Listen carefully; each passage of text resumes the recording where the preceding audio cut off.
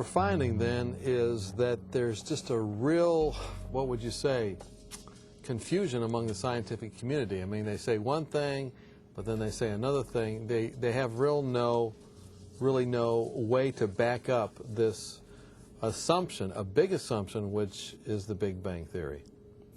Well, not only that, that's correct, but remember they had to first of all invent this new idea of expanding space. Then they had to invent the idea that the wavelengths were going to expand in the expanding space.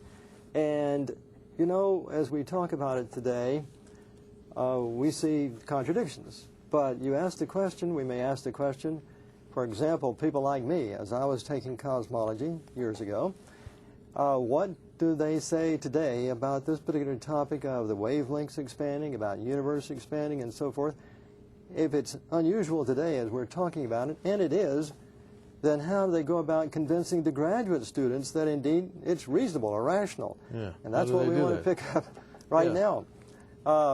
Again, we want to look at the slide right here, the graphic, and see again Big Bang science fiction about redshift, but we want to then notice that indeed it says that the galaxies in the first box there on the left, you know, are at a certain distance apart. Then the space expands and the galaxies are further apart. Space expands again and galaxies are even further apart. In other words, they're saying that galaxies are expanding everywhere, so everywhere, no matter where you go in the universe, everything is expanding away from you. They're assuming that indeed the galaxies are moving apart, and yet they're maintaining their size and shape. So space is expanding according to them, but the galaxies are not expanding. I mean, the galaxies are moving apart, but they're not going like this. That's right. Okay. Now, that raises a very, very simple question. What is it that is happening to begin with for galaxies to form? Well, initially, remember we read that indeed Truffle is saying we really don't have a good explanation for the origin of galaxies. But more than that, the fact of the matter is they have to assume that galaxies form because stars form first. How did the stars form? Well, in the Big Bang, you know, you've got this huge amount of matter that's floating around the universe, and some places gravity is going to cause a certain amount to begin to condense. And sooner or later, more and more condenses because more and more gets together. Gravity then is presumably going to cause a huge accumulation, and it's going to produce a star. That's the idea. Well, remember this also, that in the Big Bang, the amount of matter that you have to begin with is just hydrogen and helium. That's all that supposedly was produced in the Big Bang. But stars today, you know, have all sorts of elements. We here on the Earth are the presumed result of the Big Bang accumulating the Earth and us coming from the Earth. Earth has got 92 elements. And so the question is, if it's only hydrogen and helium to begin with, how do you get all these other elements? Well, basically what they say is, well, in the universe we see that stars are blowing up, supernova. And in the universe we actually see indeed that when this happens, neutron reactions take place, are added to existing atoms, and they produce heavier nuclei, heavier elements. And so supernova occurs, and so presumably then heavier elements are produced. But one supernova is not ever going to do the trick to get all the elements that we have. So they have to assume the supernova will blow up, and it'll spew its contents to the vast reaches of the universe. And then some way, somehow, another one would do the same thing, spewing its contents to the vast reaches of the universe. And then some way, somehow, all this expanding matter is going to start reaccumulating again to make a second-generation star and then a first-generation star. And then, of course, the Earth presumably comes as a result of all sorts of things happening to the proto-nebular solar nebula, and then we have supposedly this round ball, the Earth billions and billions of years ago, cooling down. The question is, if indeed gravity is causing things to come together to begin with in this first star, the first stars, now we're going to have expansion causing the gravity, we have now expansion causing the galaxies to separate. But why is it that the same expansion that is now causing the galaxies to separate, which is they're made of the ordinary matter that we're made of and the stars are made of, how come the galaxies didn't expand? How did galaxies form to begin with if indeed there is this expansion and is causing all the matter to separate in the universe? And so how do the cosmologists actually respond to that? Well, look at this. Now, this is an example we showed in the video. And it's an example taken from one of the most famous books in cosmology, written by Mr. Thorne and Wheeler. And they basically said what we're going to do is demonstrate the best example they have now. This is the very best example they have as to show how galaxies will move apart. They put pennies, they say, glued on a balloon, they blow it up. And they're going to say, notice that the pennies remain the same size. But in the video, remember we said that indeed we quoted from this particular book, and it said they admitted that in trying to convince the graduate students that expansion was really something real, the graduate students were continually having difficulty. How can you expand everything? What's causing the expansion? They don't ever answer the question, but they simply say, well, here's an analogy. Here's something that's a good example. Well, what we've just got through saying, however, is that if you look at it just from simple common sense, and the very fact is that expansion is going to what? Cause galaxies to separate? That means it's overcoming the gravitational pull of one galaxy to another. Remember the galaxies that we saw that were the mice galaxies? Mm-hmm. Two very, very closely packed galaxies? You see, that should never be the case. They should be apart from each other. Everybody should be apart from everybody else in terms of the galaxies, but there they are. And so they say, well, it's an exception, except the fact of the matter is, there are all sorts of exceptions where galaxies are seen very, very close together. I see. Tadpole galaxies, mice galaxies, all sorts of galaxies are very, very close together. And in fact, you see, by their own theory, this shouldn't be the case. They're not admitting that. They simply say, well, exception, exception, exception. Anyway, I was looking into this, and I found there was another book written by a very, very prominent cosmologist. And in that book, he has another kind of example. And that other kind of example relates to the graphic we're seeing on the screen right now. Okay. He's basically saying we got a projector, and we're going to then project, you know, a small picture onto a screen. Okay. And we see then that the galaxies are there. Okay? Mm-hmm. Now we're going to move the screen. And actually, I will put a third screen back of the second screen there. And we see then what's happening is that indeed what is happening? The galaxies are what? Expanding. The galaxies themselves are expanding. Because they get bigger with magnification. That's right. And the very fact of the matter is, if you're going to expand anything against gravity, you can't just pick out expanding the galaxies themselves and pulling them apart. You can expand everything. Now this very, very clear-cut graphic is in another one of the books on cosmology.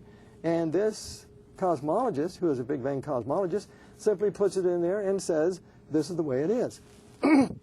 And puts it in there and says, this is the way that expansion works. Well, I thought, wait a minute.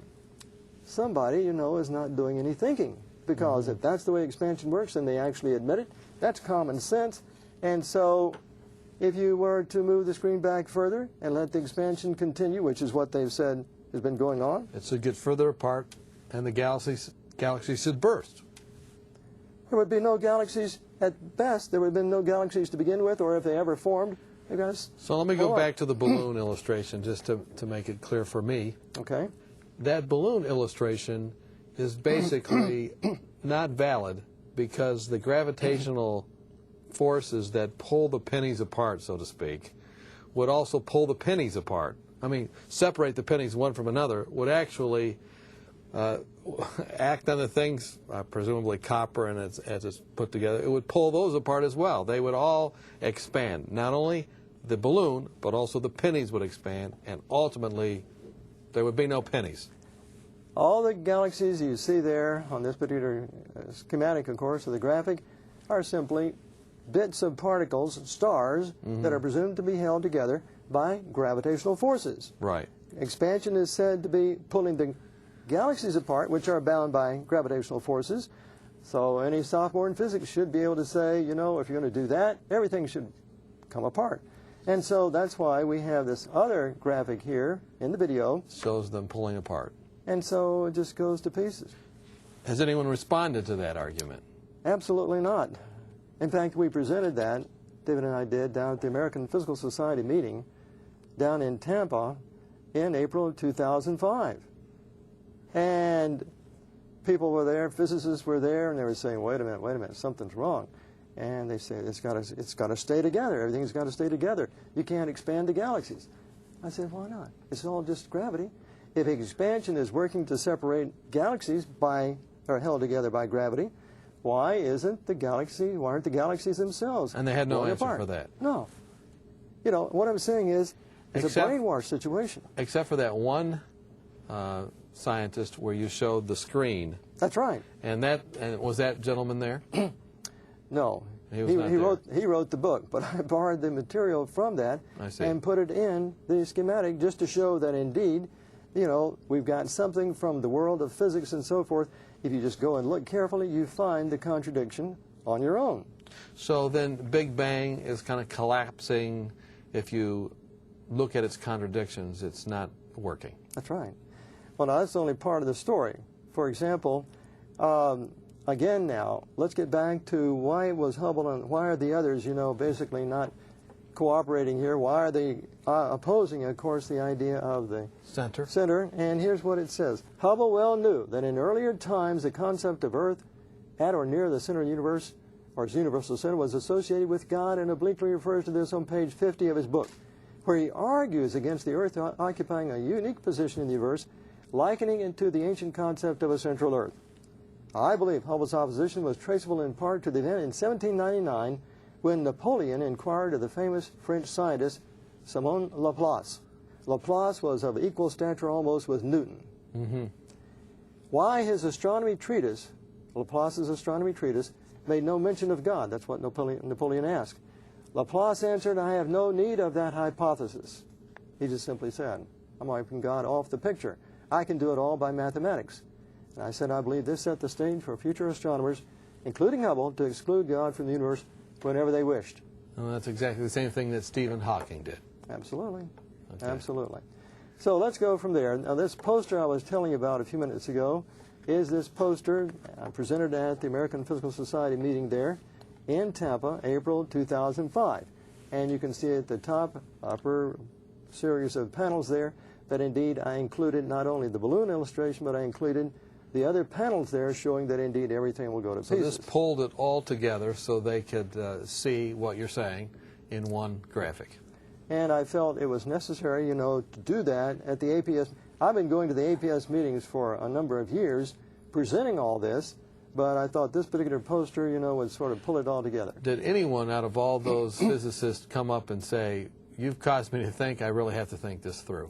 They didn't say it, but they were standing aside pondering. They would look and look and look and come over and then ask me a question and go back and ponder some more and then leave.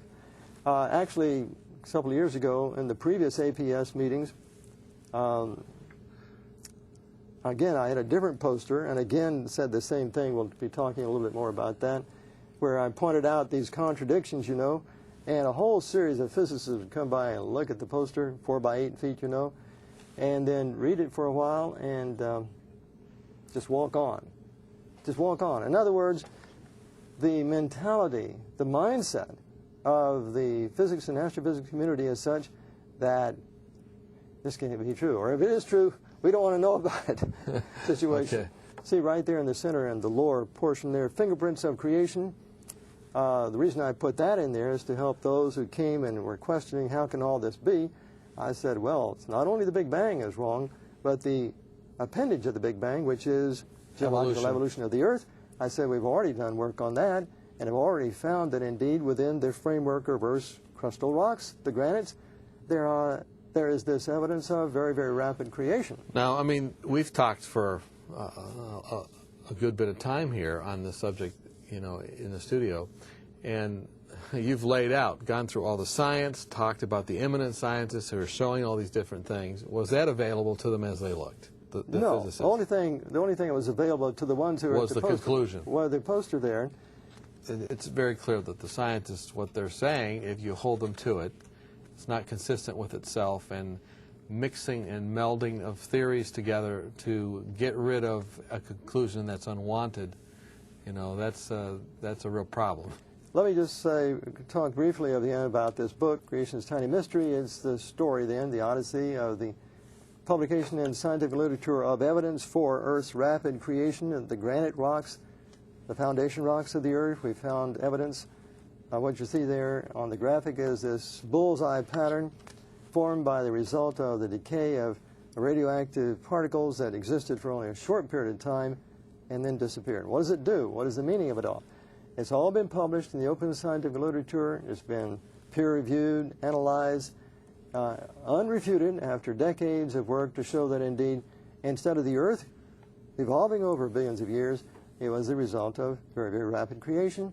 I testified to it at the Arkansas creation trial in 1981. Lots and lots of scientists were then made aware of it because it became public.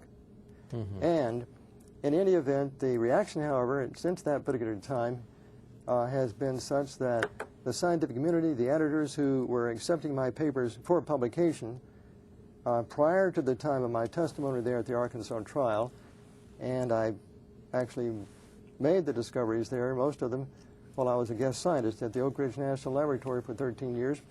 Anyway, my papers were published, they were analyzed, peer-reviewed, but when we came out there at the Arkansas trial, basically, they said, wait a minute, we got to put the clamps on this guy, and this is what they've done. So rocks then, such as El Capitan, we would classify, they have these unusual, what we call radio halos, special radio halos formed by the result of activity that existed only a short period of time and then disappeared.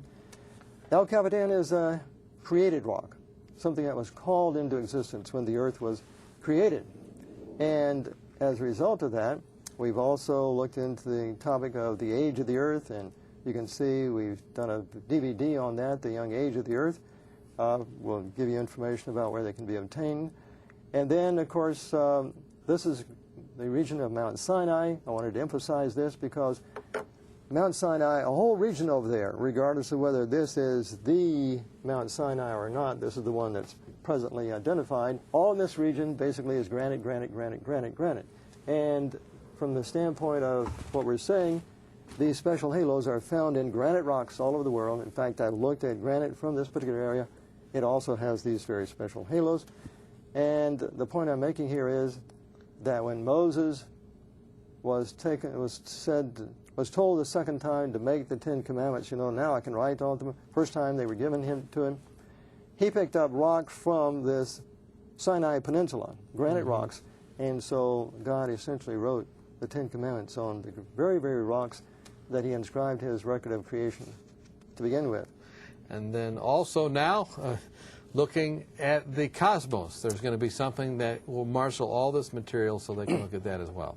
He not only left fingerprints of creation in the Earth, but also, yes, in the cosmos.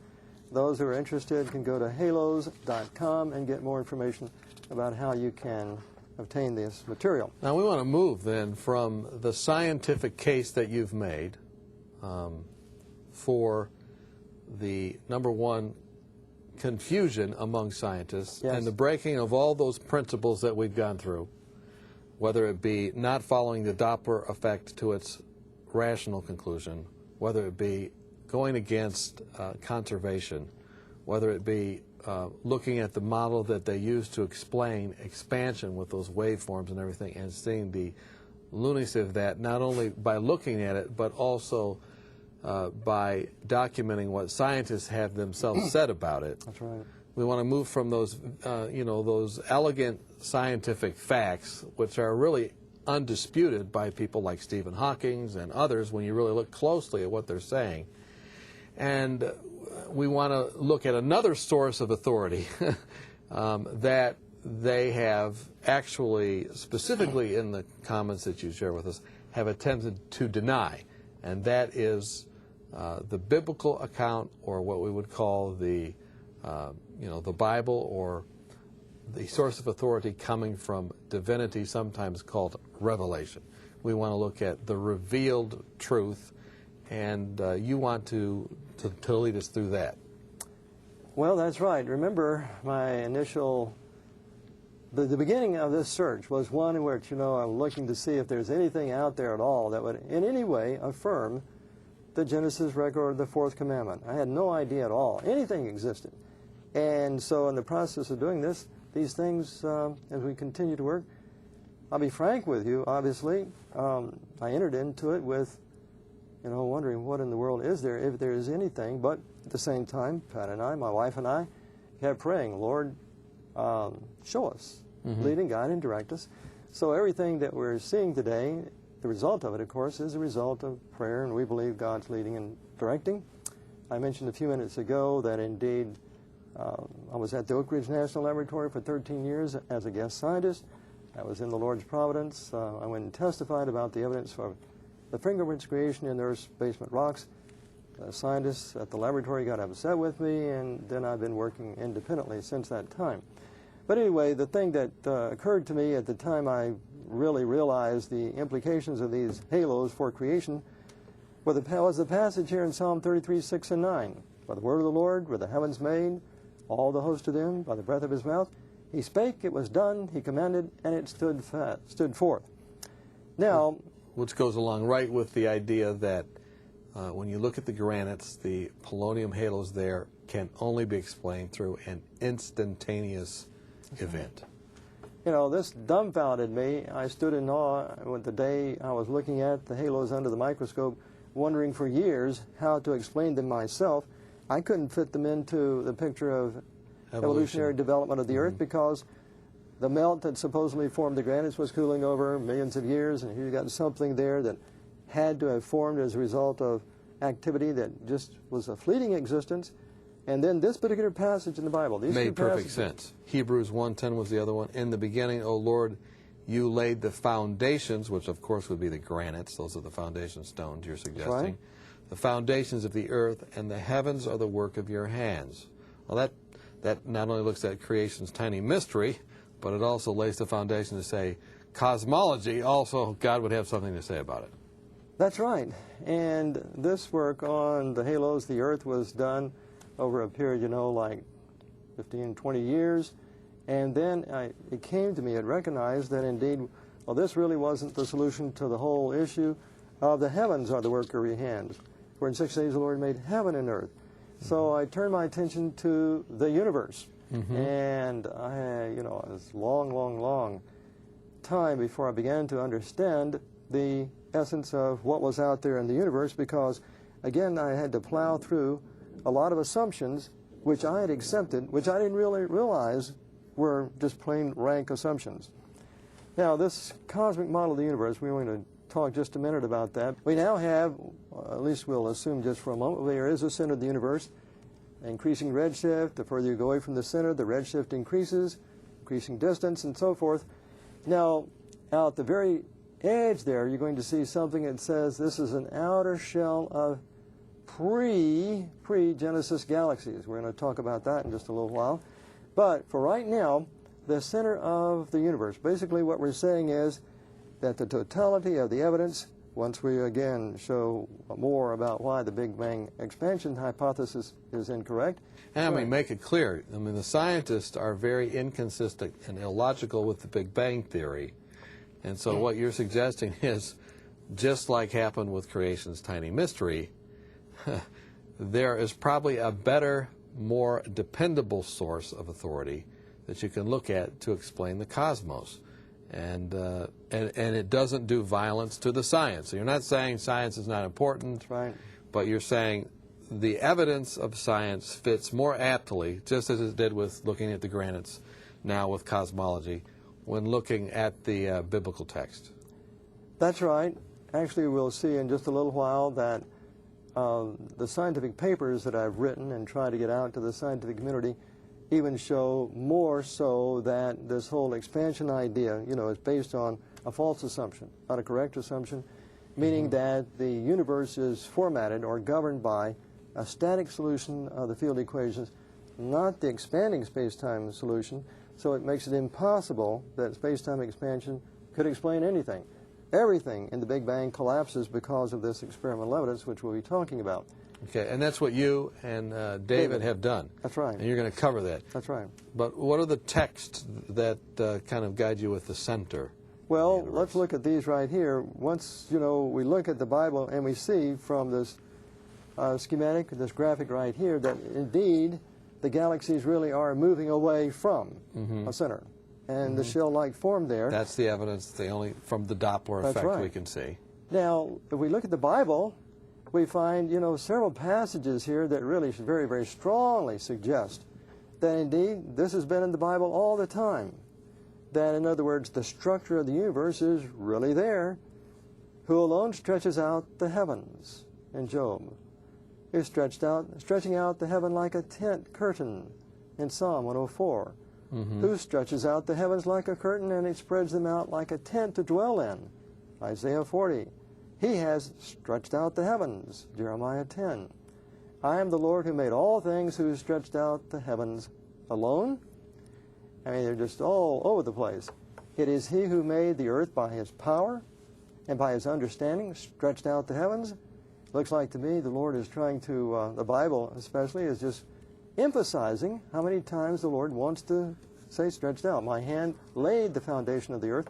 This, in my opinion, is putting those two again together. That's right. Laid the foundation of the earth, creating the earth. My right hand spread out the heavens, creation of the heavens. When I call them, they stand forth. Together. And I made the earth. It was my hands that stretched out the heavens. What is your take on those? Well, I would get the sense that He stretched out the heavens. Pretty hard to deny. Yeah. Especially since, indeed, we find that, indeed, this whole idea of everything moving away from everything else, if you are stretching out something, it implies, in my opinion, you got to stretching out from a given location. Here is just a sort of a preview of this new cosmic model, and we're saying, of course, there is a center, the galaxies are moving out. We identify this outer shell of ancient pre-Genesis galaxies. What in the world is that all about? Well, that could be pretty controversial right there, perhaps. That could be very, very controversial. Pre-Genesis galaxies. Yeah. I want to hear what you have to say about that. All right. We have to lay a foundation, and we'll get to that. Some more scientific foundation before we can get there. Well, again, remember, this is our cosmic orbiting background explorer, telling us, of course, that we have this microwaves coming in from the outer reaches of the universe.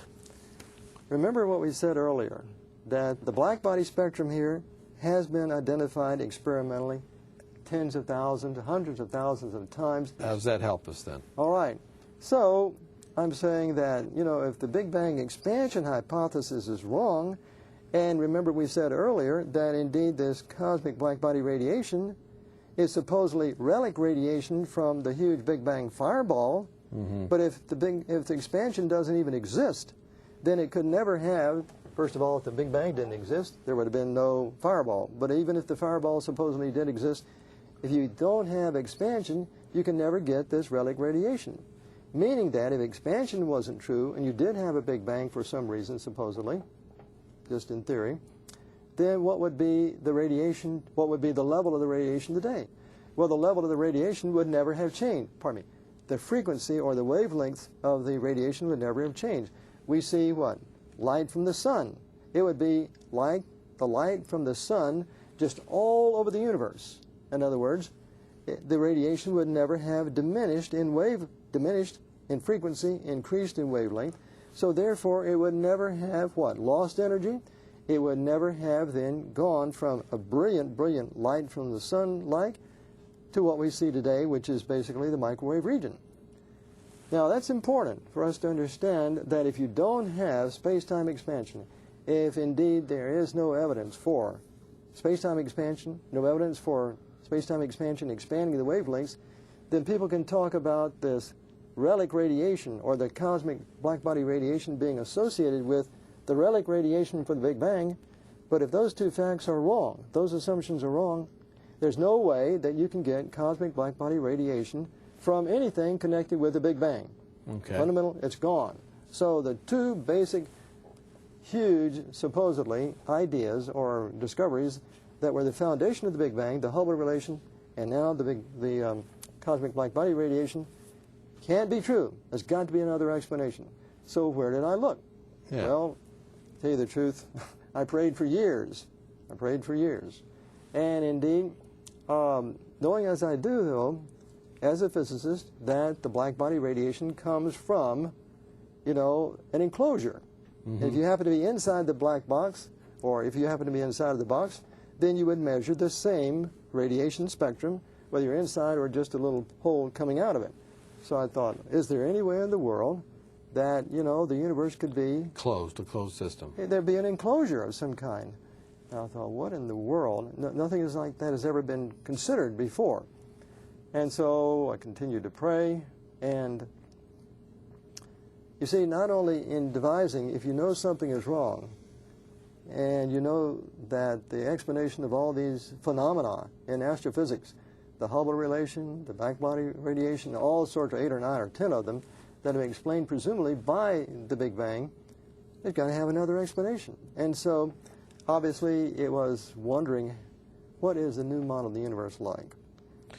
So you prayed about it, you thought about it, you said, where That's right. do I look, and where right. did you look? What was your impression, and what did you find? Well, just as the case, for example, and it occurred to me about the implications of the polonium halos being evidence for creation. And you looked at all the granites, and you researched that. I was looking under the microscope one day, and those Found that. passages, Psalm 33, 6, and 9, came to my mind. I go out and walk, and I wonder, what about the cosmic blackbody radiation? What about the cosmic blackbody radiation? Because it was said, no, nothing else in the universe can explain except the Big Bang. Anyway, the thought occurred to me that indeed there was an outer shell of galaxies. What does that mean, an outer shell of galaxies? Well, if an outer shell of galaxies and you're only dealing with ordinary matter, ordinary gravity, then the light from the outer shell of galaxies would come down to the Earth, and it would all be blue shifted. So if you had galaxies out there and they were shining, the light would be blue shifted. Now it would be an intensely hotter, higher, brighter than it was out there. But since the days of Einstein, and you know, I was into reading and studying all this, when Einstein first developed his theory and tried to apply it to the cosmos, but it turns out when he did that he couldn't balance everything. Gravity seemed to be pulling everything in. Well, maybe there is another force in the universe that we don't know anything about. Maybe there is what he called it a cosmological constant. Now, what that means is, what he was really saying is, maybe there is a force of gravity different than the ordinary gravity that we know about, and that's a gravity from this other feature of the universe, which we physicists thus far don't know anything about. So he invoked that and said, this is the cosmological constant. Well, later on, it turns out that indeed that feature of the universe was actually discovered. Who discovered that? Oh, this was discovered not necessarily one person, experiments. It was theorized since his day, but then experiments were done the last 15, 20 years, very, very precise, delicate experiments to actually show that this vacuum gravity does exist. It's a feature of the universe. Einstein entertained the idea of the cosmological constant to stabilize the universe until Hubble made his discovery. And at that particular time, Hubble said the universe, is expanding. So Einstein threw up his arms and said, biggest mistake I've ever made in my life is to invoke this idea of, the cosmological constant or this unknown vacuum gravity. Now, the interesting feature of the vacuum gravity, which is all around us, but it's so minute, and you have to have special experiments to detect it. A special feature of it is that it produces a repulsion. And so I thought to myself when I had this idea, wait a minute, if there's an outer shell of galaxies, and if indeed I take into account the vacuum gravity from the center, which is nearby, to this outer shell of galaxies, I wonder if I could actually work out the mathematics in such a way that it would give me an explanation for the Hubble redshift relation. And it took me a couple of years to do this, but indeed, it turns out that indeed I was able to show mathematically, that indeed I was able to account for the Hubble redshift relation. Then what about the cosmic blackbody radiation? Well, it turns out that indeed, if you have this vacuum gravity between us and this outer shell, you can redshift that radiation from out there to get what? The cosmic blackbody radiation. It is pure blackbody radiation. It is within the enclosure, which is standard physics, and it all begins to fit together. Well, years were involved, of course, in doing the mathematics and all of this, and I tried from time to time to actually get this published. And go ahead, you had a question? Yeah, my question is, if you say there's a closed shell, yeah, and you're explaining the forces, and you also say there's expansion, do you believe that galaxies are actually moving then away from a center? Yes. And so what happens when they get to the outer shell? Do they smash into it? That's a very, very good question. I'm glad you asked it because, you know, we're dealing with distances that are really vast, meaning that right now it appears from the Hubble Space Telescope and so forth, the galaxies that we can actually see with Hubble are at least 10 billion light years away, okay? Now, as the galaxies are moving out, yes, they are expanding because the gravitational repulsion of the vacuum is actually aiding them moving out. Okay. But how far are they going to move in a Right. day or a week or a year? No matter how fast they're going, compared to the vast distances of the universe, the fact of the matter is it's like God created it this way because they're on their journey, but in terms of actually seeing anything move outward, you can't. So in other words, your answer to my question is that the universe is so vast that they're not going to run into something. Absolutely. So anyway, this outer galactic shell then, well, I put together then all this information, wrote up a report and so forth, sent it in for publication, tried over and over and over again. And the referees, when they would get this information, look at it and see, you know, new model, center of the universe and everything, and those papers would just come back and come back and come back. I would answer every single referee objection about the actual mathematics and the physics of it, and they would just make up this, make up that. And anyway, that's why I had to go to presenting material at the APS, American Physical Society meetings, because since I'm a member of the APS, they have to let me in the door, so to speak. In other words, they have a policy. They will not censor any APS member from presenting a paper or a poster at these APS meetings. Okay. So that's the path I was taking while I was also working toward, of course, getting a paper published. In 1997, a paper really was published in the Modern Physics Letters A. And it basically outlined this new model, outlined in particular the new explanation of the redshifts, basically that it really was Doppler.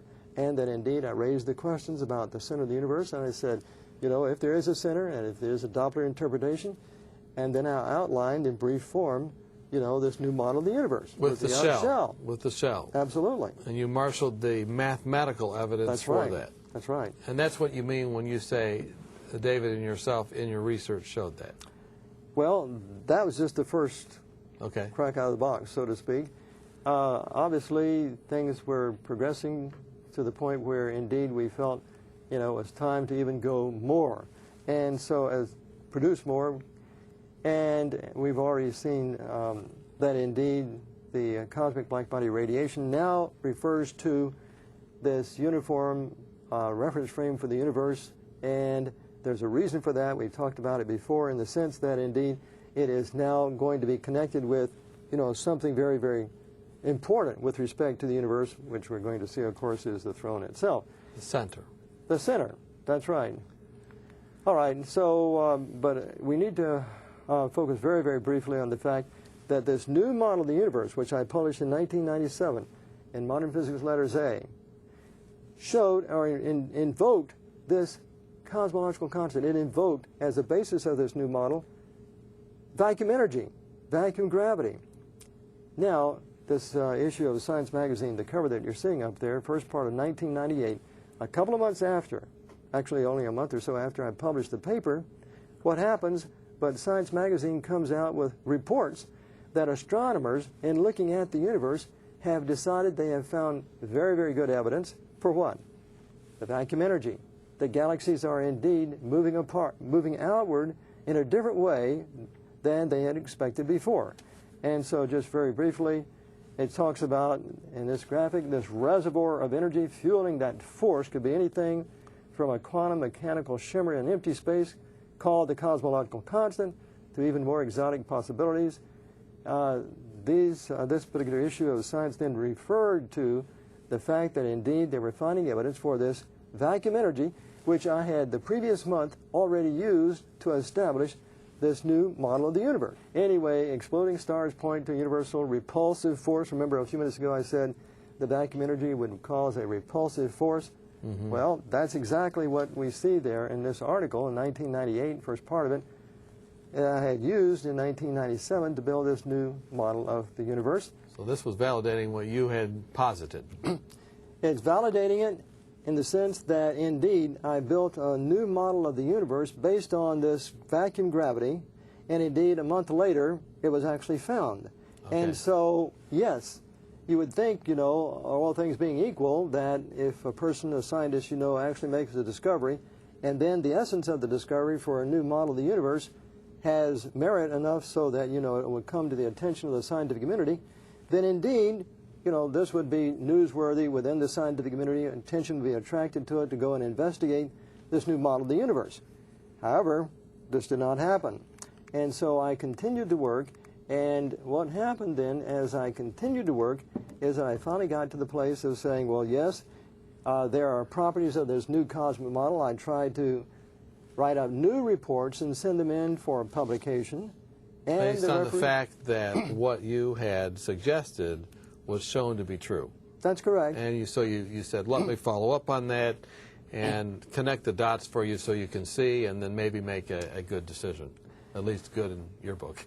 That's right. In other words, the very fact of the matter is, you know, by following this up, it turns out that the new model was able to explain not only the Hubble redshift relation, this cosmic black body radiation, but 8 or 9 of the other major incidents. And we want to click through those, right? What you had come up with would have explained no cosmological principle, that problem that we had originally talked about. It would explain a nearby cosmic center, which was really the logical conclusion of the Doppler effect, right, which Hubble discovered. And it would explain the temperature variation of the cosmic black body radiation with the redshift. And what else did it would explain? Well, there are others here, of course, the high Z supernova, that's a little bit technical. It must account for Olber's paradox, and this new model did all of that. Must obey conservation of energy, which it does. Must explain the distant galaxy's velocity dipole distribution. This, again, is rather technical. But in any event, what we're basically saying is that this new model of the universe was doing all sorts of things. Explaining all types of things. Should have attracted the attention of astronomers, cosmologists, astrophysicists around the world. And indeed, instead of me being able to get this information out to the scientific community, there is, as we're going to see, an effort, of course, to put the screws on it. Yeah, just because I mean, to be honest, it's probably because of the association with the idea of the center of the universe, the idea that what the Bible says is true, and all those different things, and people just don't want to go there as scientists. They're not interested in the implications of it. They'd rather have perhaps something that doesn't explain 10, 12, 15 very important things than the other. Well, I believe that is an important part. The other part is, of course, that the people who are not interested are the people who are making their livings, their reputations, careers, everything else is associated with their position as advocates of the Big Bang. Mm-hmm. So all of a sudden, discoveries are made, no Big Bang expansion, center of the universe, instead of, you know, just everything being the same everywhere. This is, and the evidence, as we've seen, you know, if you look carefully, it's there for a lot of people to have seen. Mm-hmm. Of course, I attribute whatever insight I've had to an answer to prayer. So as a result of it not getting out, you're going public, you're trying to help people know about it, and you have developed a website that puts the very technical information for people that really want to look closely. That I read some of the abstracts, and I can assure you that it's technical. It has all the mathematics and different things, and it's right there. It's the same papers that have the fact that, you know, that they were accepted by that email. What's that server? That archive. That archive. They accepted they got the papers. They gave you a number and said, we see it, and they were about ready to send it out, but then they didn't. So you have all those there. People can read them. They can get the information. They can see how all these problems are solved, and it's out there. Yes. Let me just go through very, very quickly. These 10 papers. These are the titles. That's right. Part 1 is the scientific community in for a big surprise. Okay, and this first paper then showed, hey, look, there's problems with the Big Bang. We need to look at it. In for a big surprise. That's right. The next one. And then the next one was? is the scientific community aware of the extraordinary confusion over Big Bang's expansion redshifts? And of course, some of them are. I mean, you document that, but largely people that are coming into the in-shoot of science, the graduate students, the others, they're not aware of it, and so you're letting them know what it took you years to discover. Absolutely. The very fact is, you know, what I do in that particular paper is to quote one authority versus another authority and show, of course, they don't even agree. And the third one was galaxies point to flaws in Big Bang's expanding balloon illustration, and that's what we just covered earlier. The one with the balloon with the pennies on it doesn't make sense that the pennies wouldn't expand as the balloon did. And then the fourth one, tell us about that one. Well, that's what we've already talked about. Space-time expansion requires wavelengths to expand. That indeed, if there was a Big Bang fireball, all these photons, you know, they had to expand, they lost energy, and indeed 30 million times the mass of the universe is what the gargantuan non-conservation of energy losses would have been. And the next one, number 5. Oh, that's the one that we don't have time to delve into right now. The relativistic operation of the GPS exposes a fatal flaw in Big Bang's cornerstone expansion hypothesis or postulate. Basically what it amounts to is that the operation of the global positioning system depends on general relativity. General relativity is what they say, it's the solution of the field equations, is what they say is behind this space-time expansion. So general relativity then, the kind they were using, says a certain prediction should be occurring as a result of the operation of the global positioning system. David and I looked at the operation of the global positioning system, and we found that it doesn't fit the space-time expansion paradigm at all. It fits the static space-time expansion back in 1917, the one that Einstein came up with. So it fits that, and it also fits your model of the universe that has some kind of border to it. Okay. And it conserves energy. All right. Conserves energy. That's number 5. And all of the research is right there. The number 6, the ultimate disproof of the Big Bang comes from its bizarre prediction that photons are prematurely inscribed with H's value at time of origin. I don't explain all right, understand all very that. quickly. Okay. Very quickly. You have a memory. I have a memory because we have a memory bank, okay? Now, if I tell you, though, that these light particles, photons, are coming from these lamps right here or anywhere else in the universe, if I tell you that one of us comes from there to here and it has a memory of when it was formed and it retains that memory and it's going to change now depending on when it was formed. Pardon me. In other words, let's put it this way. The theory, which no one else had discovered before we wrote this particular paper, was that the photons that were formed back at the Big Bang, in order to fulfill exactly what Big Bang has to say, they have to remember when they were formed, what the value of the Hubble constant was at the time they were formed. Then they've got to change wavelength from that time to this time right here, knowing how far back it was when they formed. No one else had ever discovered this before, and that's what this particular paper is all about. In fact, that's a paper which I have on the CERN archive as well. And again, nobody's saying anything about it. Okay, number 7 then. Discover of a nearby universal center is a smoking gun signature of Genesis, in other words, your model of the universe. That's right. That overturns Big Bang's cosmological principle. Okay. In other words, you got a center. There is a specific place in the universe. The universe is not the same everywhere. And indeed, I go through the evidence there showing there is this nearby center.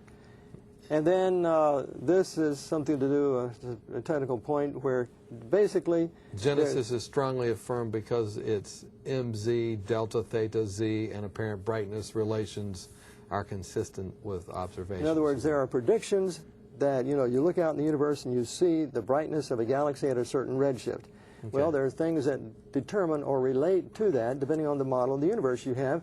You look at the prediction, then you look at the actual observation. So you just go through those and document how it answers those questions. Right. And then number 9, disproof of Big Bang cosmology points to 7 smoking gun signatures of Genesis astrophysical framework. So again, looking at other considerations. Well, once you go through and show why the Big Bang is based on incorrect premises, then you can take the observational data, put it in the other framework, and show see if basically, it works. And show that indeed that it works. That's basically it. And then this one, absence of population 3 stars, prior discovery of short half-life, extinct primordial radioactivity, disprove Big Bang's nucleosynthesis scenario, and substantiates Genesis' rapid creation postulate. Population 3 stars are presumed to be the stars that form just of hydrogen and helium. They have never been found. Okay. And they should have been found. They've never been found. They keep asking why do we not see population 3 stars? And the extinct primordial radioactivity is the polonium halo evidence in the granite rocks. Okay, so these 10, these big 10 are the ones that not only document your position, but then show, hey, what goes in place of it? Right. Don't take something away without putting something in place of it. And what you put in place of it is the center of the universe. So we have then this evidence of the galaxies moving away, and there is a center. And what do we associate with the center? Psalm 11, the Lord is in his holy temple. The Lord's throne is in heaven. The Lord has established his throne in the heavens. His kingdom rules over all. We're associating then this center with the throne of God. So that's looking now from the science, now moving to the authority of God's Word and saying, there's a center, and having that idea is not only scientific, but there are some things about God's Word that we want to look at now, and we want to say, hey, what is God's Word saying about this? And that's what we're going to look at in our next little segment here when we come back. So we're glad that you've joined us.